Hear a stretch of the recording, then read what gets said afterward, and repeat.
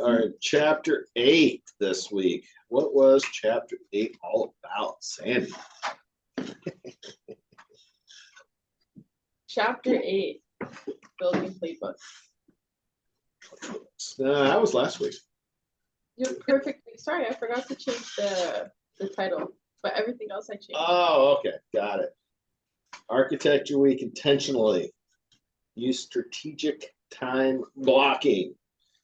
Safeguard high value, high energy work. Batch similar activities to eliminate context switching. Theme your days.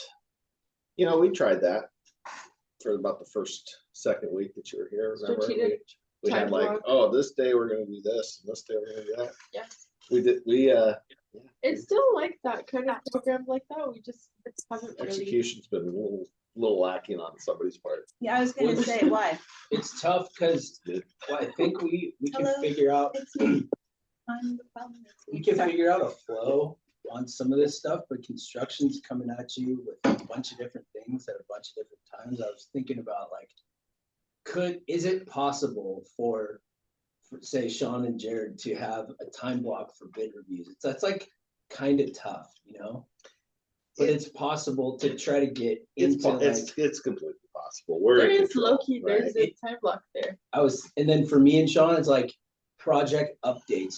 Could we block like maybe we could do after, you know, this 15-minute interval, then in this 15-minute interval, 3 hours later is our time to sync up on stuff. Yeah. And then at the end of the day, yeah, you know. Yeah, it's definitely possible. So, I mean, the number one tool that I use to keep from getting completely off track every day is I just turn my phone to silent every morning. Because I don't see any emails, I don't get any phone calls unless it's from you or somebody else who's, you know, can breach the barrier. And that, I mean, for me, that's been key. And you're right, though. There's a ton of things that come at us every day, right? Every day there's something, some fire, fucking somebody starts somewhere and we're running around. But we can always make the time. And I think that it's that commitment to doing it. That's where the magic's going to happen, right? If we're just like, okay, whatever the time is, all right, you turn your phone off, I turn my phone off, and we just do the thing we're there to do. Yeah. We don't take anybody's fucking panic attack, fucking phone calls or emails. It's just like, you know, the world's not going to melt without us for 15 minutes, right? So, but yeah, I think almost everything in this book, it's all going to boil back to the same thing. It's discipline, right? Either you have discipline or you don't. You know, I've definitely had times in my life where I've had higher degrees of discipline, and we're all going to have that. You're going to have times where you're shining, and you're going to have times where you're struggling. So, I think the times that you're struggling are when this actually, it's kind of that paradox. It's when this becomes more important. Like the times when you're buried is when you need to get more strategic about cutting out the noise and focusing on the thing that needs to be done in front of you. And, you know, is that thing that needs to be done, is that something you actually have to physically do, or is there a way to buy back that time, right? Yep. You mentioned saying no, I think, in the chapter. So learning how to say no. I've gotten better at it over the years. I still catch myself saying yes to stuff from time to time, and I'm like, why did I do that? But I would say probably 10 years ago, I remember in one of my reviews at Swenson, one of the senior PMs said, you know, you say yes to too much stuff, and that stuck with me. And I was like, I never thought about it like that. And she was basically telling me you need to tell people no and to have boundaries, and you know, it will benefit you because you're Mr. I could do it, and you spread across all these things, and it's true. I've learned to say no over the years, but still catch myself doing it from time to time. Yeah. As soon as he said that, I thought of Jim Carrey's movie, The Yes Man, right? Because I'm like, I used to say no a lot. Then I started saying yes to everything.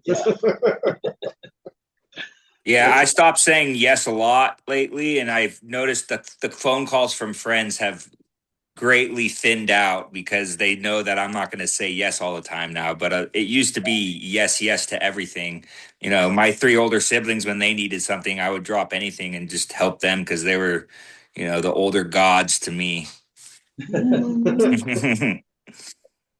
Yeah, it's and it's a it's like everything else, right? There's a fine line there to tread because you can't just say no to everything. You got to be open to experiences and people and relationships, but not just falling into the trap, like you said, of some kind of emotional commitment to do something that doesn't really benefit you, and sometimes doesn't even benefit the person you think you're helping because they're not, sometimes people that come to you for help don't actually want help. They just want your attention. Right. Good point. And he also made a point that he said that his assistant said, hey, if you say yes to this, you're automatically saying no to something else. And I thought that was a good point to like keep in mind. If I say yes to this, there's something that I'm not thinking about that I'm saying no to.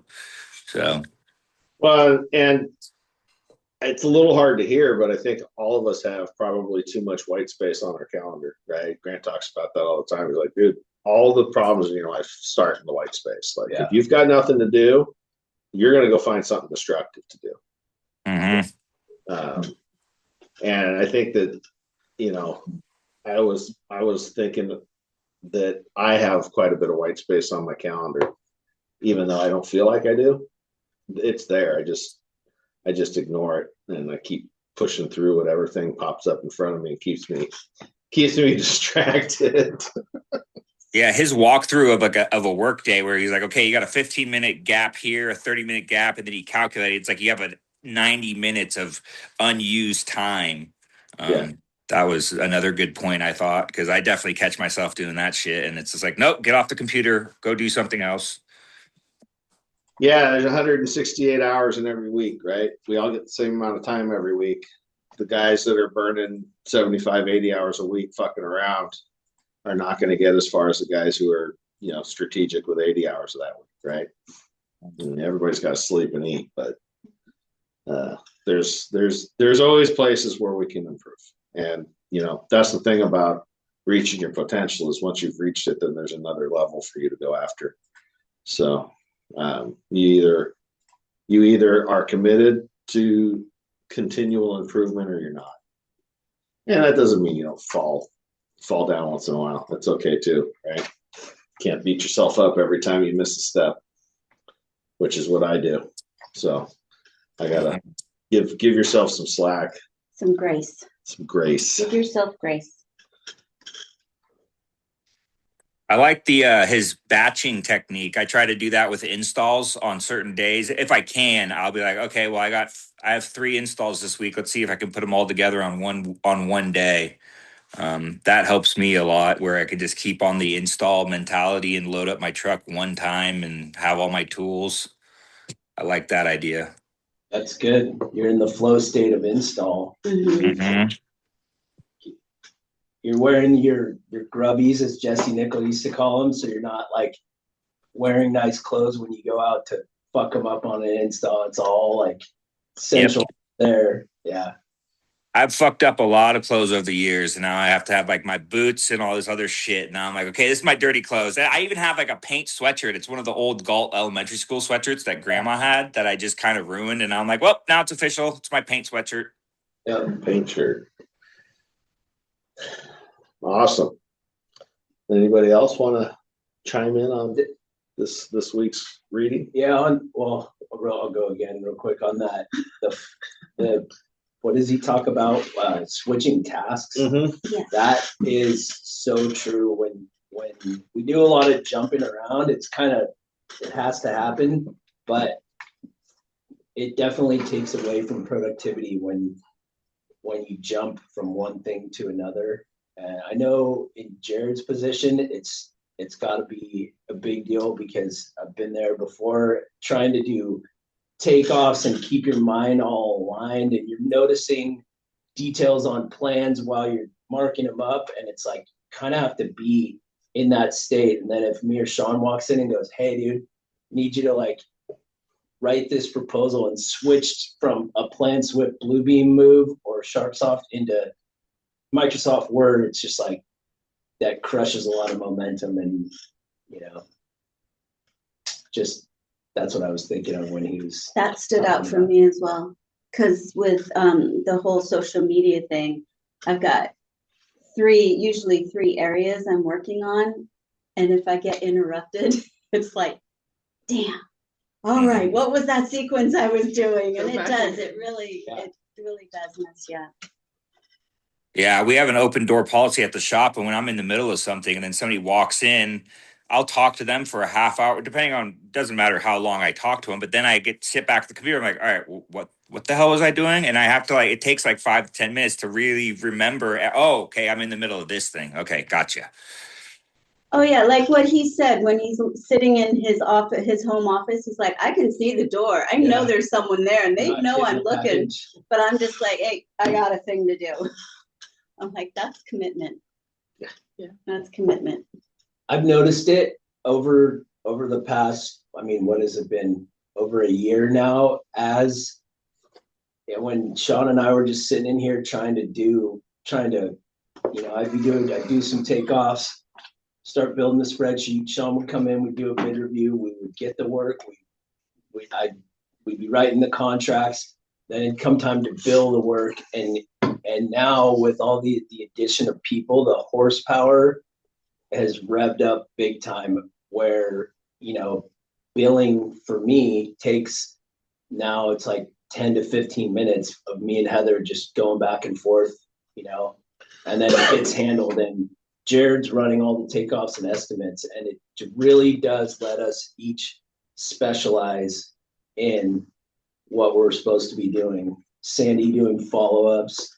Allison's always been doing she took over the marketing side for Izzy, so that's, you know, I never had much to do with that, but it's a whole other thing that we would have to be worrying about, right? It's like, it's a lot of stuff. There is a lot going on in here every day. Yeah. So it's a lot to keep up with. Thank you all for joining our team. Keep pushing. Amazing. Keep pushing. Don't quit. Keep pushing. Do not quit. All right. Well, Mr. Stokes, appreciate you jumping in with us today. Thank you guys. And what's next week's chapter? It's called, I still think we're in chapter 7. We lost a week. I lost a week. It's called The Only 4 Things, or The Only 4 Time Hacks. The only 4 times. It's scrolling. The only 4 time hacks you need. 4 time hacks. Got What it. chapter is that? 9? 9. Okay. It's a 9. 9. 9. Yeah, I missed the meeting on 7, but I thought chapter 7 was really good too. Like the whole recording yourself and then him talking about how he used to be on a drive typing all that or telling somebody else to type it. I'm like, now you have screen record and it's like you could just do it so easily nowadays. Yeah. That's so there's so many tools now. Yeah, it's amazing. And now I finally find out what SOP stands for. Because I remember Aaron in chapter 6 mentioned it. I'm like, what the fuck? I wrote down SOP, not understanding what it was, but now I get it. Standard operating procedure. It Awesome. wasn't stupid other people after all. Right? All right, guys. Well, as Jen would say, dominating all you do. I'll see you tomorrow, Happy Joe. Thanksgiving. Later. Bye.